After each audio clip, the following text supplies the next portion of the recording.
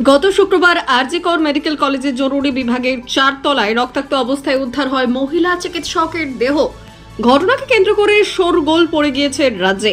খুন এবং ধর্ষণের অভিযোগ তুলে আন্দোলনে সামিল হন আরজি করের জুনিয়র চিকিৎসকরা। পরে সেই আন্দোলনে যোগ দেন অন্য চিকিৎসকেরা। তবে সেই আন্দোলন শুধু আরজি করের মধ্যে সীমাবদ্ধ থাকেনি। এই ঘটনায় দোষীদের কঠোর শাস্তির দাবিতে আন্দোলন ছড়িয়ে পড়ে রাজ্যের বিভিন্ন হাসপাতালে। এমনকি দেশের বিভিন্ন হাসপাতালে চিকিৎসকেরাও বিক্ষোভ কর্মসূচি পালন করেন। মঙ্গলবার এই ঘটনায় রায়গঞ্জের জীবনরেখা হাসপাতালে বিক্ষোভ কর্মসূচি পালিত হয়। রায়গঞ্জ জীবনরেখা হাসপাতালের কর্ণধার ডক্টর শান্তনু দাসের উপস্থিতিতে এই বিক্ষোভ কর্মসূচি পালিত হলো। শান্তনুবাবু তার বক্তব্যে এই হত্যাকাণ্ডে তীব্র সমালোচনা সহ মহিলা স্বাস্থ্যকর্মীদের নিরাপত্তার দাবি তোলেন। এই কর্মসূচিতে জীবনরেখা হাসপাতালের সমস্ত ডাক্তার, সিস্টার সহ স্বাস্থ্যকর্মীরা উপস্থিত ছিলেন। আপনারা সকলেই জানেন যে গত কয়েকদিন আগে আরজি কর হাসপাতালে ডিউটিরত অবস্থায় একজন মহিলা চিকিৎসকের বিরুদ্ধে পাশবিক অত্যাচার হয়েছিল এবং তারপরে সেই ম্যাডামকে, সেই ছাত্রীকে তাকে খুন করা হয়। তার বিরুদ্ধে আমরা গোটা ভারতবর্ষ প্রতিবাদ করছি, এই ধরনের যাতে ঘটনা আর কোথাও না হয়। আজকের দিনে কিন্তু আমাদের দেশে মেয়েরা কোথাও কিন্তু সুরক্ষিত নয়, এটাই আমাদের মনে হচ্ছে। একাধিক ঘটনা ঘটে চলেছে চারিদিকে। গত 1 মাস আগে আমাদের জীবনরেখাতেই এক মহিলা চিকিৎসকের বিরুদ্ধে শ্লীলতাহানির চেষ্টা হয়েছিল।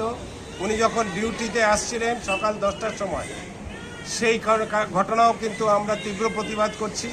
আমি চাইছি সমাজের সকল স্তরে প্রত্যেক মানুষ আপনারা এগিয়ে আসুন, যে যেখানে যেভাবে আছেন প্রতিবাদ করুন। এখনও কিন্তু আরজি কর কাণ্ডে মূল অভিযুক্ত আমাদের হিসাবে এখনো ধরা পড়েনি। কেন ধরা পড়েনি, কবে ধরা পড়বে, এখন অনেকগুলো প্রশ্ন রয়েছে। এবং এই ধরা পড়লেও আগামী দিনে আমাদের মহিলারা, আমাদের মেয়েরা, আমাদের মারা কতটা সুরক্ষিত, সেখানে কিন্তু একটা বড় প্রশ্ন থেকে যাচ্ছে। ছোটোখাটো যখন কোনো মহিলার সাথে কোনো খারাপ ঘটনা হচ্ছে, শ্লীলতাহানি হচ্ছে, তখন প্রশাসন কিন্তু গুরুত্ব দিচ্ছে না। এইটা আমাদের কাছে একটা উদ্বেগজনক।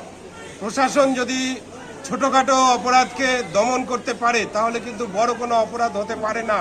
আমি বিশ্বাস করি না কোনো মানুষের মধ্যেই প্রবণতা আসবে না, যদি সে জানতে পারে আমি একটা খারাপ কাজ করলে তার বিরুদ্ধে একটা সাজা হবে আমার, সেটা জানলে কিন্তু মানুষ কখনো কোনো ক্রাইম করতে পারে না।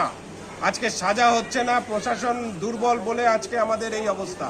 তো আমরা আজকে জীবনরেখা হাসপাতালের পক্ষ থেকে প্রত্যেক ব্যক্তি, আমাদের যত ডাক্তার রয়েছেন, নার্স রয়েছেন, অন্যান্য কর্মীরা রয়েছেন, সবাই আমরা প্রতিবাদ করছি এই খারাপ আচরণ, এই খারাপ ঘটনার জন্য।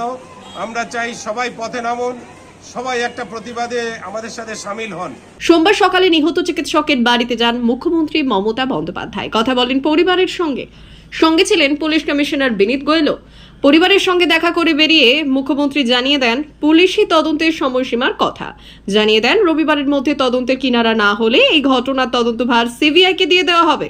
মঙ্গলবারের শুনানিতে সেই প্রসঙ্গ টেনে এনেছিলেন আইনজীবী বিকাশ রঞ্জন ভট্টাচার্য। তিনি বললেন, কেন সিবিআইকে দেওয়ার জন্য আরও সময় দেওয়া হবে?